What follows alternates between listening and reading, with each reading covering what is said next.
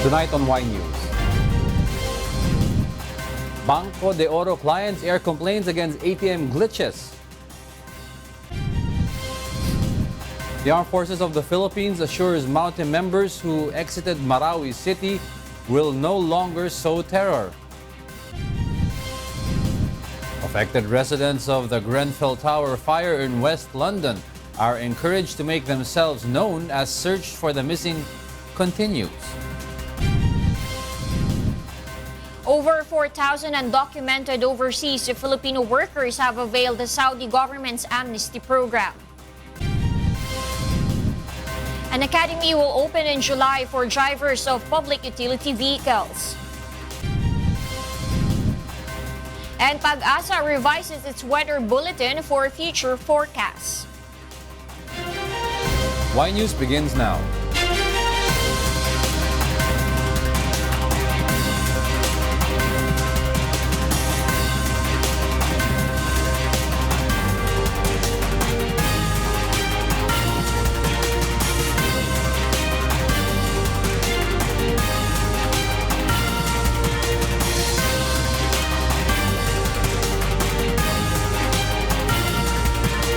From the UNTV News and Rescue Command Center, this is Y News with Angelo Castro III and Darlene Basingan.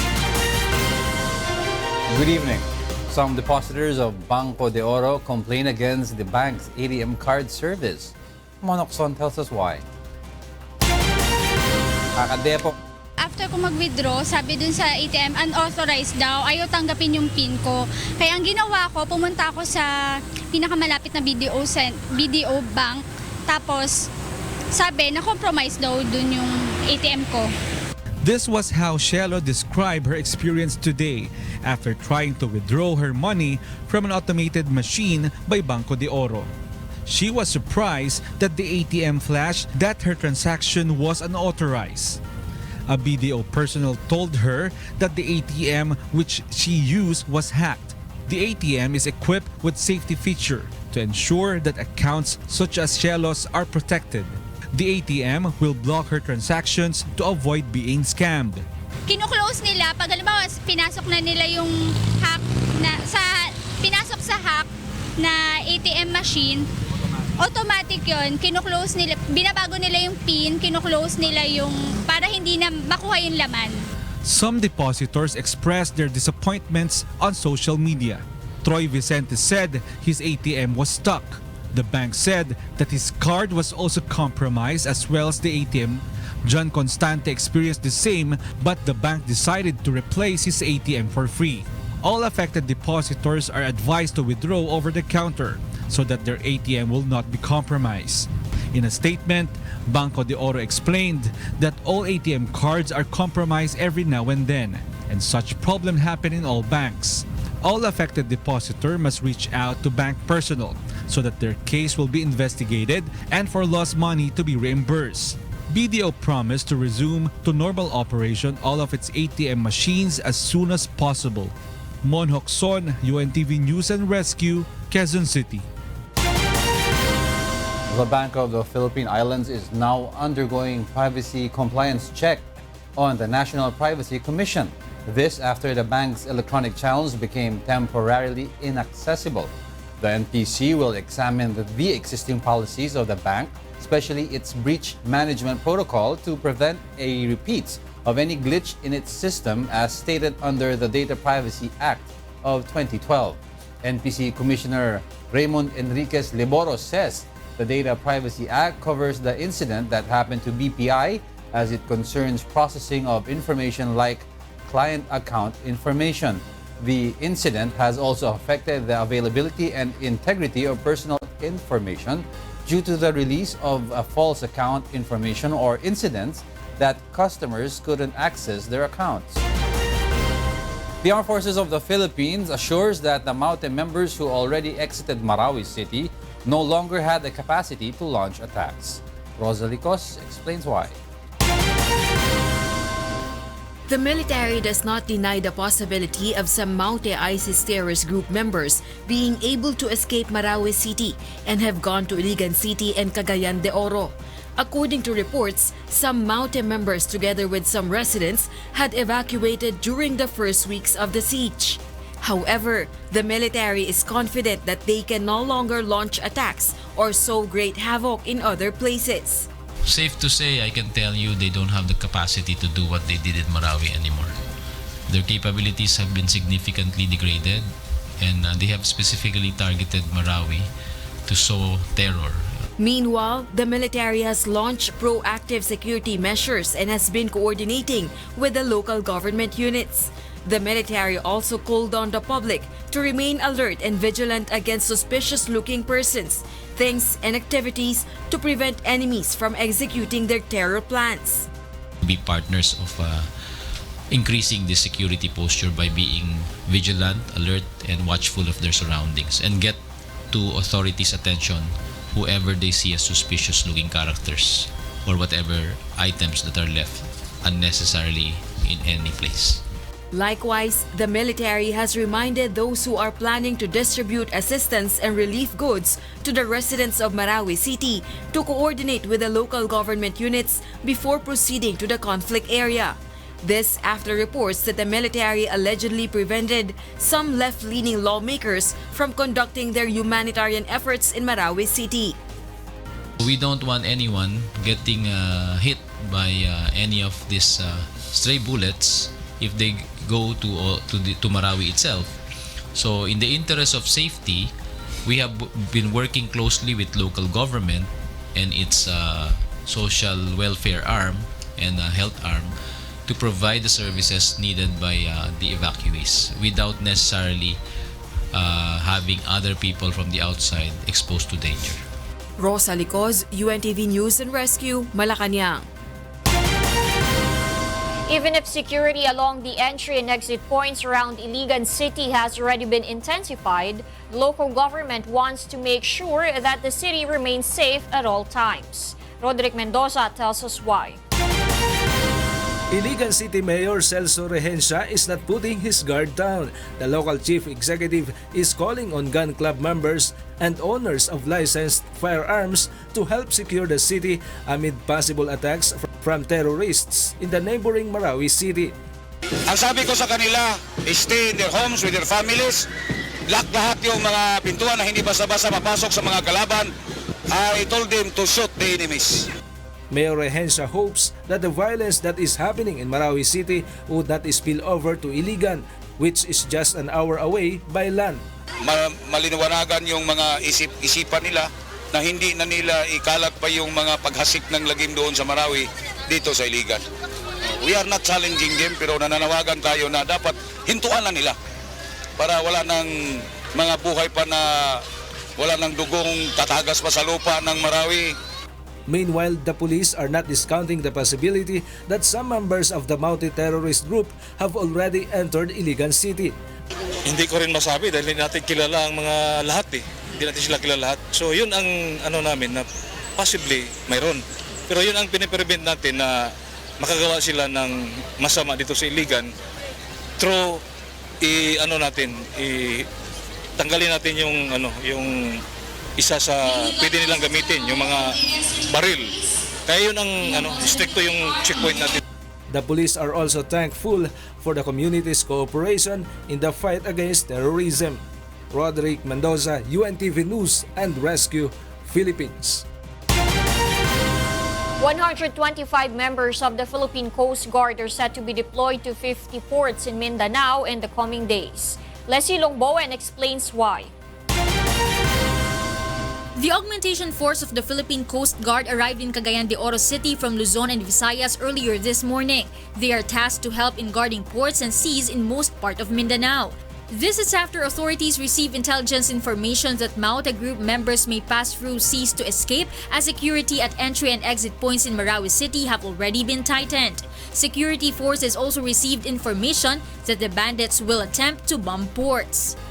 Our floating assets deployed all around the Region 10, also in Surigao, Caraga, and in Dapitan. And with also mothership, we have mothership deployed in strategic ports. Coast Guard will also send 6 aluminum boats to Mindanao. The commander of Coast Guard District Northern Mindanao says their men are on guard round the clock. The PCG has yet to set a timeline for the stay of the augmentation force in Mindanao. As long as the need arises, hanggang martial law, kahit lumakpas sa martial law, kasi kailangan naming intensify na talaga to. Kasi anytime pwedeng yun ng mga lawless elements ng mga ports eh.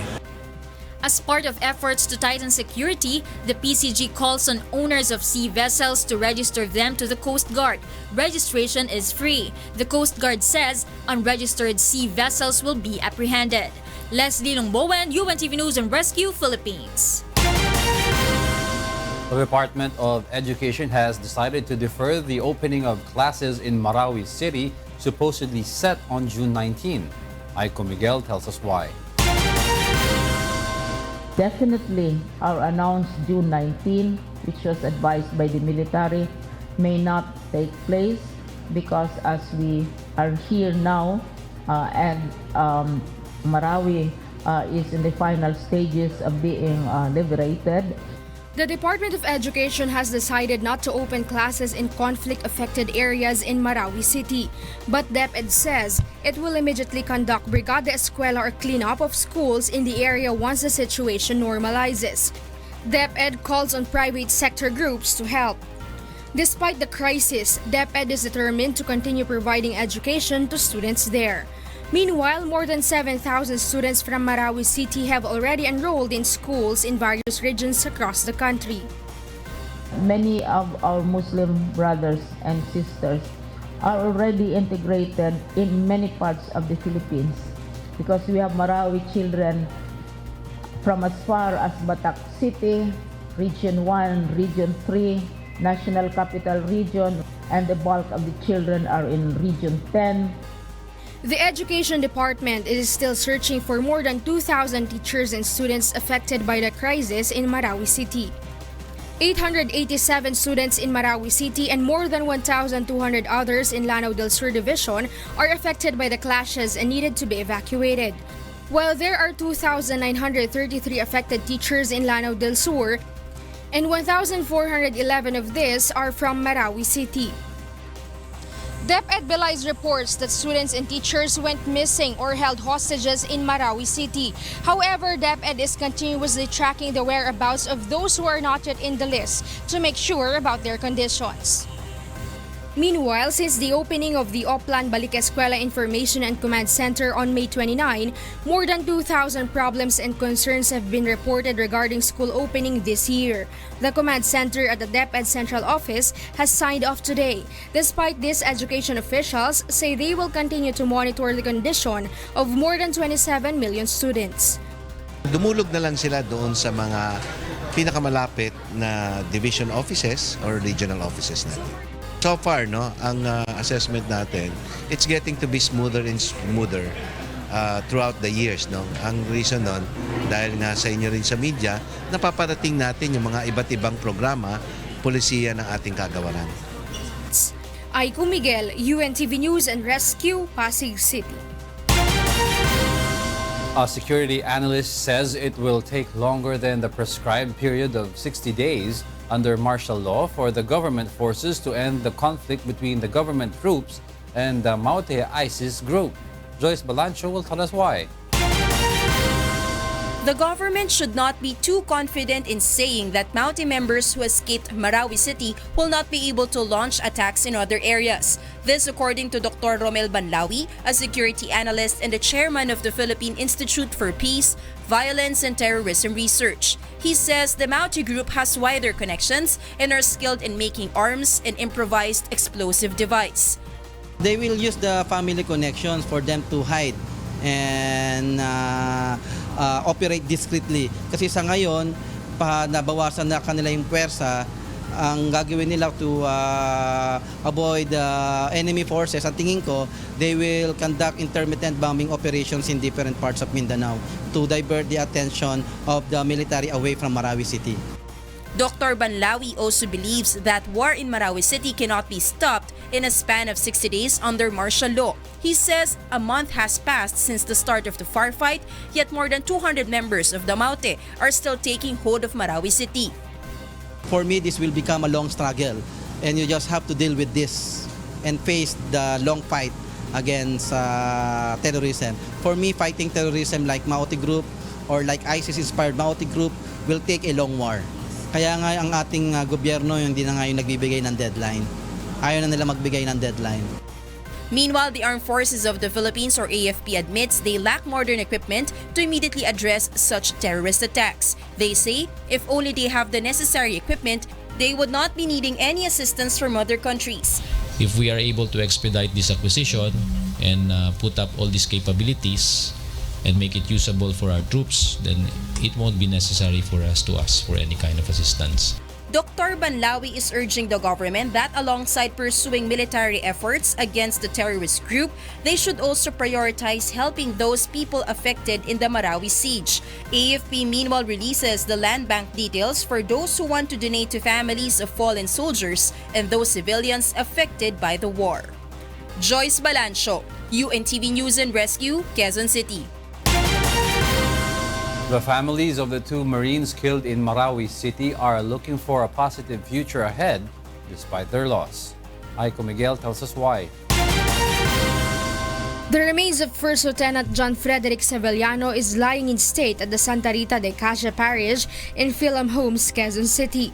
Sevillano was one of the 13 members of Philippine Marines who died fighting in battle against the Maute Group in Marawi City last week.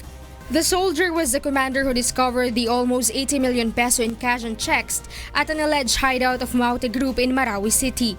Although his death is painful for his loved ones, his parents say they are proud of the fact that their son died for the country. 29 years namin siyang inalagaan. Tapos here come, biglang sabihin, patay na yung anak mo. Masakit for the first 36 hours. Ang tagal namin makarecover doon sa first 36 hours. Mula na malaman namin na namatay siya. But nung nagpour ang pagbati, pag-condolences, pakikiramay sa amin, nagkuhan kami. Parang nalip yung spirit namin to accept that our child, John Frederick Sevillano, died for this love for this country. Meanwhile, the remains of Marines Private First Class Hener Tinangag has been sent to his family in Barlig Mountain Province. PFC was gunned down by a Maute sniper while rescuing his wounded comrades. Hener had left his wife Jasmine Joy and 2-year-old baby Clark Maynor. His sibling says his family couldn't still accept his death. Nung una, hindi kami makapaniwala. Hanggang dun sa sinabi ko kasi sa kapatid ko, i-confirm mo muna. Baka iba ako. Tapos nung inantay namin, afternoon na po yata, nung malaman namin na patay na nga siya. Ayun po, nagluluksa din po na kagaya namin. Hindi namin halos matanggap na nawala siya sa amin. First Lieutenant Sevillano and Private First Class Tinangag will be laid to rest tomorrow. Aiko Miguel, UNTV News and Rescue, Philippines. Former Interior Secretary Rafael Alunan III says he agrees with the declaration of martial law in Mindanao. However, he sees other ways that the administration could do to resolve the current situation. Victor Cosare explains why. In the program Get It Straight with Daniel Razon, former Interior and Local Government Secretary Rafael Alunan III said he supports President Rodrigo Duterte's decision to place the whole Mindanao under martial law. He says it has to be done to protect the state and the people against the threats of the Maute terrorist group to conquer the whole region.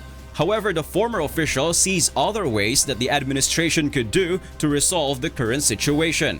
Anong pinaka gusto mong masabi sa kanya na dapat na magawa kagad based on assessment mo ng lahat ng mga nangyayari? Well, security is a precondition to development, no? There are actually two sides of the same coin, and it's important for him to address the security problem. However, there's still the development problem. We are not equitably developed. Hindi patas yung development. The benefits of development only favor a few. And it's not really seeping down to the majority. Alunan says the president should also be picky of the officials he would place in the government because it directly affects the economy. His choices will determine the quality of his administration. He also says it is important to give proper attention to the criminal justice system that has long been a weakness of the government. If you want to address the problem of injustice, conflict, armed conflict, the problem of impunity and exclusion, you have to fix the criminal justice system because the justice system is criminal at this point. Meanwhile, he also recommends that Congress revise anew the Human Security Act, which was passed in 2007. He says it will be more helpful in protecting the people after the martial law. Victor Cosare, UNTV News and Rescue, Philippines. In other news, the Land Transportation Office or LTO and Land Transportation Franchising and Regulatory Board or LTFRB will open in July a Drivers Academy for all drivers of public utility vehicles. Joanano tells us why. In order to instill discipline among drivers of public utility vehicles and to widen the knowledge of drivers on the proper way of driving, the Land Transportation Office or LTO and Land Transportation Franchising and Regulatory Board or LTFRB has entered a partnership with the Automobile Association of the Philippines, Ateneo de Manila, De La Salle and the University of the Philippines in opening a Drivers Academy. MMDA recorded more than 100,000 road accidents last year due to improper driving. Under the academy, drivers will undergo a one-day training where they will be taught about basic traffic rules, road safety management, regulations for the Certificate of Public Convenience, and anger management. At the end of the day, meron ho silang exams. The passing rate for each module is 75%. If they flank one module, they will only repeat that module. So kung hindi sila papasa doon sa anger management, sa next exam, anger management lang ang kukunin nila. And if they are able to pass the exam, then they will be given the corresponding ID.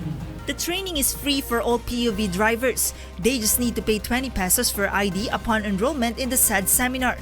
The LTFRB plans to make the seminar mandatory for all POV drivers and can be made basis of operators for accepting their service. The franchises that the operators would apply, kasama na yung requirement, yung list ng authorized drivers nila doon sa prangkisa. Kaya malalaman namin kung yung mga drivers na sinasubmit ng mga aplikante, na mga drivers na magdadrive sa kanilang mga units, dumaan na ba dito sa training nito? The classes will be held at the office of the LTFRB twice a week, and each class will be composed of 100 drivers. The Drivers Academy will be initially conducted in Metro Manila. The LTFRB and LTO are now studying the possibility of conducting the same in provinces. PUB drivers are in favor of the new project and believe it would help in instilling discipline to erring motorists. Okay po naman kami doon kasi ang isang driver kailangan talaga disiplina. Kasi mayroong driver na stop na, tumutuloy-tuloy pa. Mas maganda ganyan. Gagawa sila.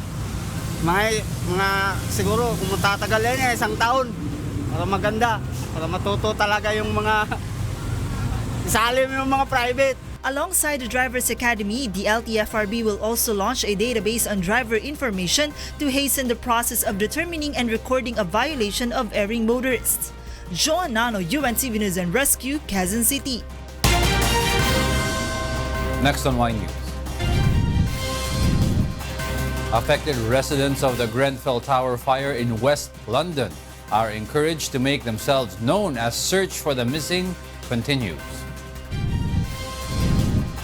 And Pag-asa revises its weather bulletin for future forecasts. Y News will be right back.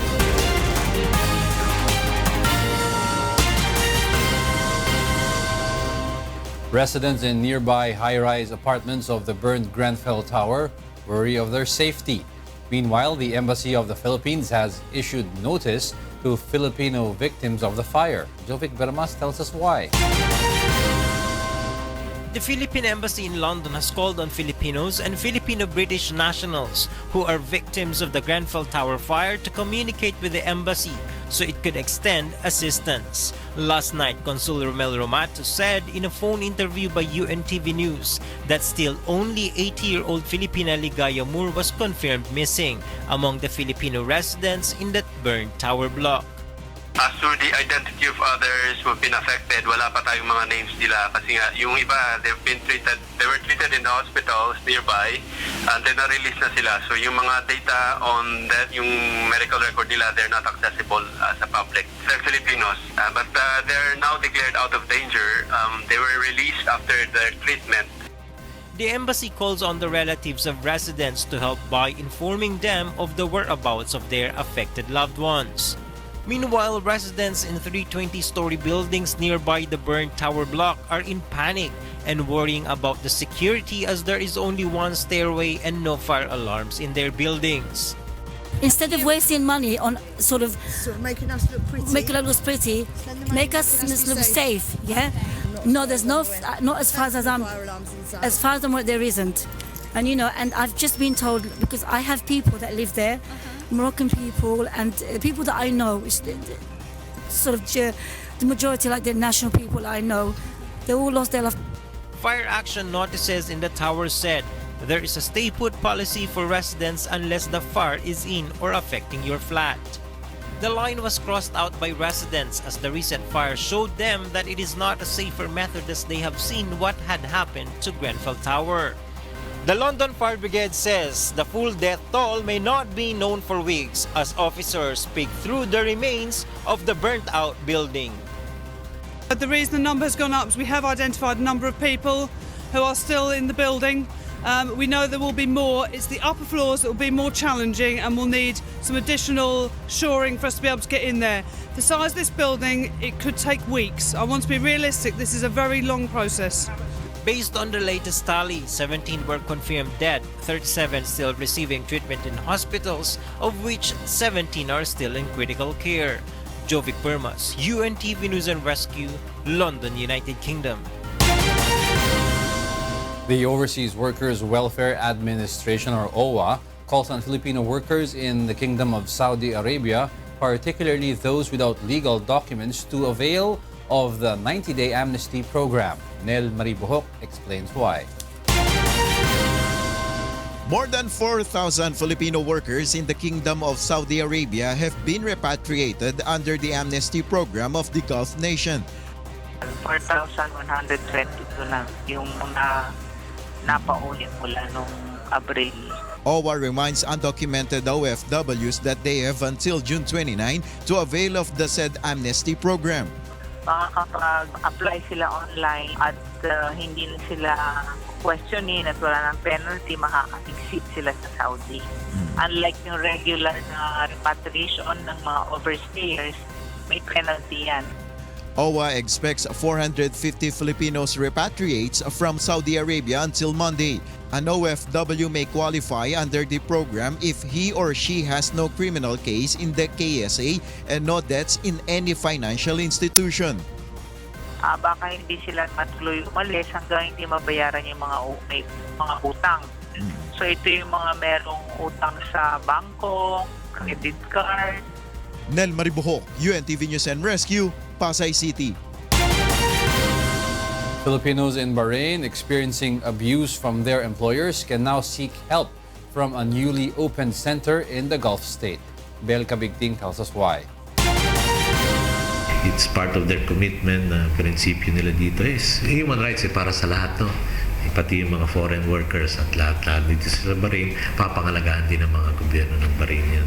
In line with the Bahraini government's efforts to protect the rights of foreign workers, authorities have opened a new human rights shelter in northern Sela in Bahrain.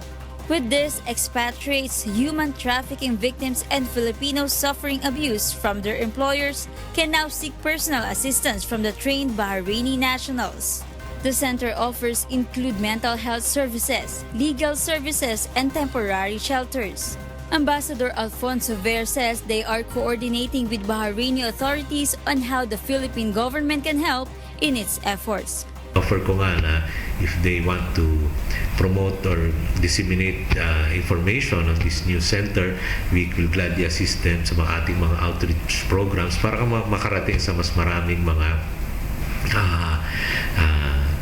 kababayan natin. No Filipino has sought help yet from the said center, but there are 7 Filipino workers now seeking temporary shelter at the Philippine Embassy due to a labor dispute.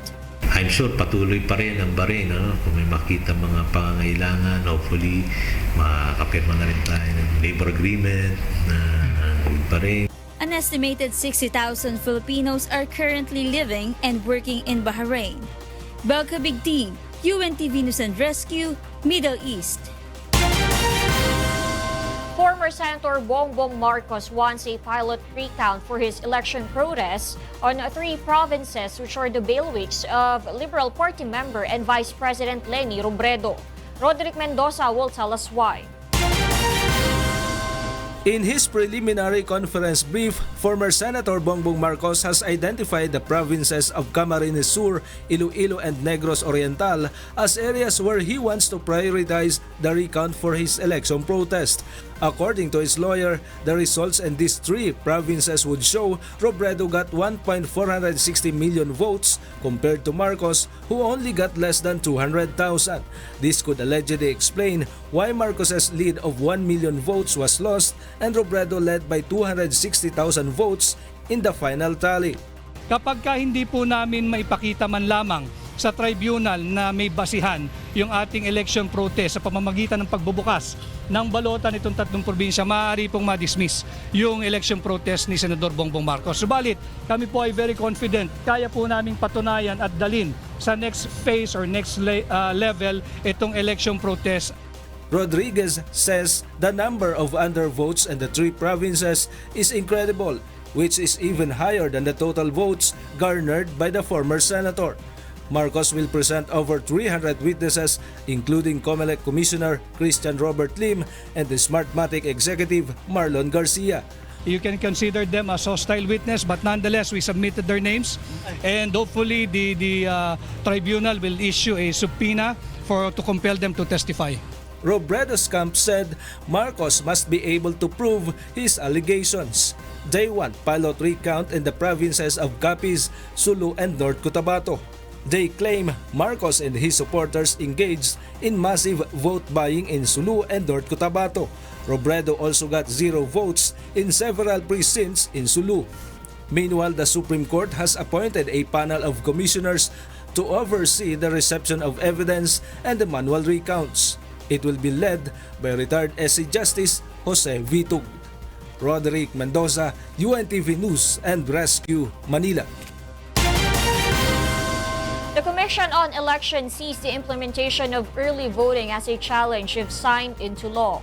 Leslie Longbowen will tell us why.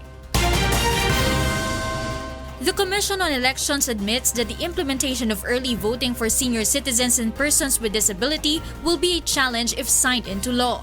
This after the House of Representatives has approved House Bill No. 5661, which states that qualified senior citizens and persons with disability may vote a week before the national and local elections. Ang hamon sa COMELEC ay yung mahanap yung tamang operational plan. Ibig sabihin, paano natin ipapatupad yung pribileyo na yon na early voting. Siyempre kasi medyo hindi naman simpleng bagay ang magsasagawa ka ng botohan ng mas maaga sa ibang tao. The Commission also clarifies the difference of the early voting to the absentee voting. Ang maganda dito ay yung klaseng voting na gagawin sa kanila, hindi katulad ng absentee voting na nakikita natin pang kasalukuyan, no? Ngayon kasi, kung kasama ka dun sa absentee voting, hindi ka makakaboto sa lokal. Ang mabobotohan mo lang ay yung national positions. Some senior citizens are in favor of having a separate voting for them. Maganda yung pabor yun sa amin mga senior kasi may mga 70 pareha sa akin. Pagpunta ko ng precinct ko, ang dami ng tao. Minsan nahihilo na po talaga ako. Di mas maganda. Walang storbo kasi hindi kami sasabay sa karamihan. Kaya medyo maluwag. When signed into law, there should be a nationwide voter registration for senior citizens and PWDs who want to vote before the scheduled elections. The registration system will be designed by COMELEC together with the local government units, National Council for Disability Affairs, Commission on Human Rights, Department of Health, and the Department of the Interior and Local Government. The Commission meanwhile hopes to have it approved until 2019. Leslie Longbowen, UNTV News and Rescue, Manila. The PNP Supervisory Office for Security Investigation Agencies, or SOSIA, will likely begin next month the security refresher training for security service providers. Grace Casin explains why. The PNP SOSIA believes security refresher trainings would help security guards be aware of the steps they should take in times of danger. This especially since the police unit says they found violations committed by security personnel who responded when a gunman entered Resorts World Manila. Alongside this is the submission of all malls, casinos, hotel security service providers, and security managers of their security plan. We have your security plan. We will now have yung inspection at the same time drills and rehearsal. Whether your security plan is really working. Our directive is by July, we should have done that rounds of inspection and rehearsal of your security plan. Several security service providers are in favor of the said move. Following the incident in the hotel casino in Pasay City, they have tightened the procedures in accepting applications of security guards.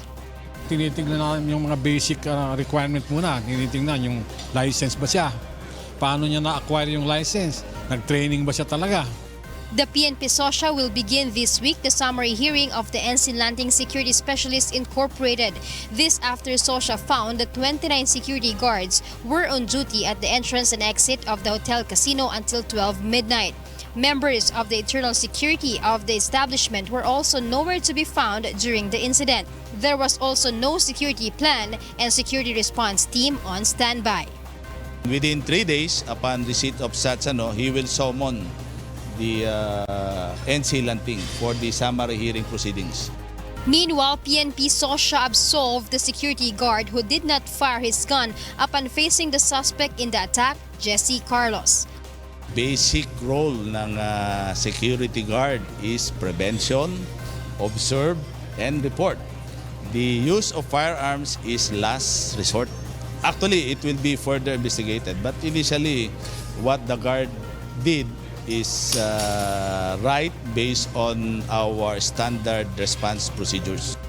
Grace Casin, UNTV News and Rescue, Camp Crame. The PNP CIDG nabbed 2 persons for illegally selling gun accessories. The suspects were identified as Elizabeth Grino and Ronnie Velasco. On June 8, Grino was caught selling 7 pieces of Glock selector switch gears, including a caliber 25 pistol loaded with magazine and ammunition in Makati City. In another operation, authorities arrested Velasco in Cavite. On June 9, cases for violation of the Comprehensive Firearms and Ammunition Regulation Act were filed against the suspects. CIDG is still investigating the extent or scope of the suspects' illegal activities.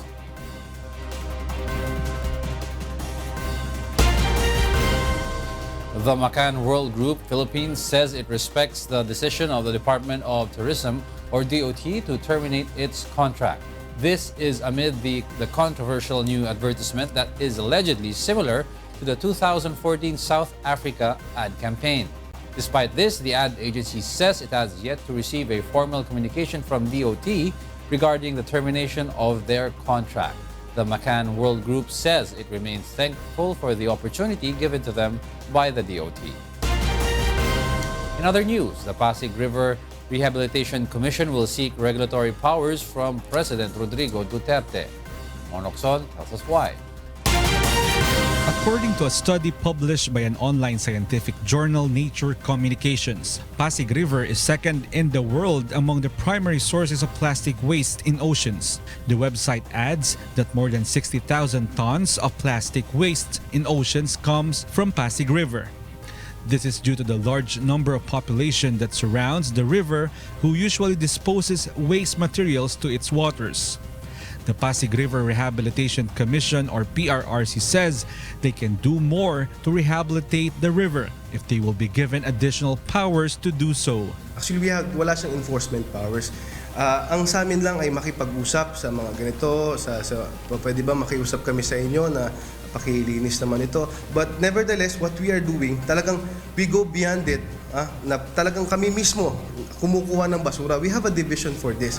Every day, PRRC collects about 1,000 sacks of garbages from along the stretch of Pasig River. And because the Commission has no authority, it cannot apprehend those who responsibly dispose their trashes to the river. If only they are given regulatory powers, it will help in preventing waste disposal into the river. In 2016, almost 70,000 sacks of garbage were collected by PRRC. And just the first quarter of this year, the Commission has collected more than 30,000 sacks of garbage. Majority of trashes come from Metro Manila. That's why the Metropolitan Manila Development Authority or MMDA is doubling its effort to clean the waterways, especially since rainy season has already started. Siguro po yan po ang kinakailangan nating mapahinto, yung pagtatapon ng basura dito sa ilog natin, yung daluyan po ng tubig. PRRC believes it is not too late to revive and rehabilitate the Pasig River. Mon Hocson, UNTV News and Rescue. A delay in Cebu Pacific flight of 5J575 this afternoon at NAIA Terminal 3 has angered passengers, resulting to a slight commotion. While waiting, some passengers complained of the aircraft's low cooling system. After 30 minutes of delay, one passenger went hyperventilating. The flight attendant rushed for oxygen tanks before the pilot directed to offload the passenger for proper medical attention. The pilot said they were delayed due to runway traffic. The passenger was later transferred to another flight. Pag-asa will revise its weather bulletin specifically when a tropical cyclone is expected to affect the country. Ray Pelayo will tell us why. Pag-asa usually announces wind speed that will be experienced in a certain area during a tropical cyclone. But the agency wants to be more connected to the public, so it has decided to focus on the impact of the weather system on a particular place. Sectors which usually receive huge impact like agriculture and transportation will be prioritized in Pag-asa's future weather bulletin. The agency will provide the provinces with detailed forecasts so that the local government officials will be able to warn their constituents from municipalities down to barangay level for possible threat. Epekto na talaga na hindi na ganun kahahaba pero mas mabilis ma-pick up ng tao. O signal 1 ganito. O signal number 3, total blackout or total power failure. Pag-asa is now studying to include in their advisories the possibility of heavy rains with hailstorms. Kung sobrang tindi yung init na maghapon, yun yung pinaka-driving force para magkaroon ng massive development ng ice. Pag-asa said there is still a slim chance of El Nino or La Nina occurrence in the following months. Meanwhile, the World Meteorological Organization has directed the Philippines to be the lead center in Southeast Asia for climate monitoring. Ray Pelayo, UNTV News and Rescue, Quezon City. Those are the reasons behind the news. June 16, 2017. I'm Angelo, Castro III. Reasons we delivered to you as they unfold. I'm Darlene, Basingan. Because we need to know, we will always ask why. Thank you for watching. Why News?